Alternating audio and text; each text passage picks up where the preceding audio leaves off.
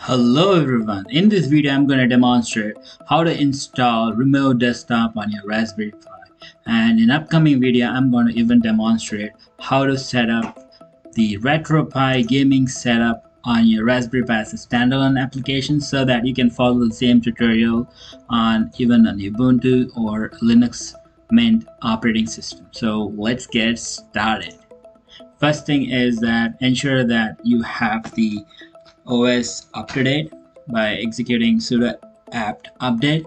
Once you're done with that, then you can do the XRDP application install. So this might take a while, so let's wait for it to end.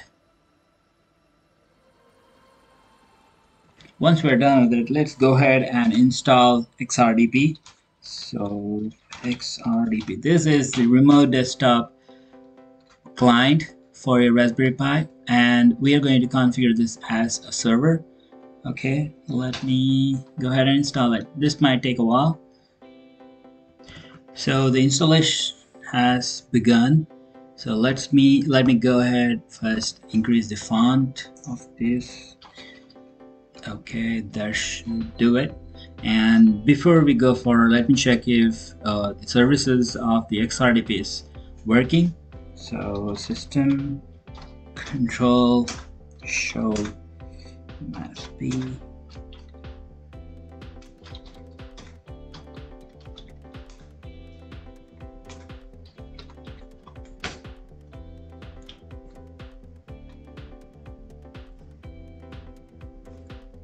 okay, no R. Yep, it's shown as running. So next is we ensure that we add the XRDP to the secure certificate user. That would be add sudo add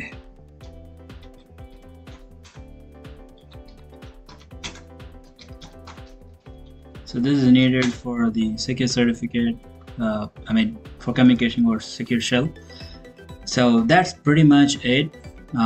Now you can open remote desktop on your Windows computer or even on your Linux machine and do a communication with the Raspberry Pi or remote desktop. So let me switch over to Windows and I'll show you that.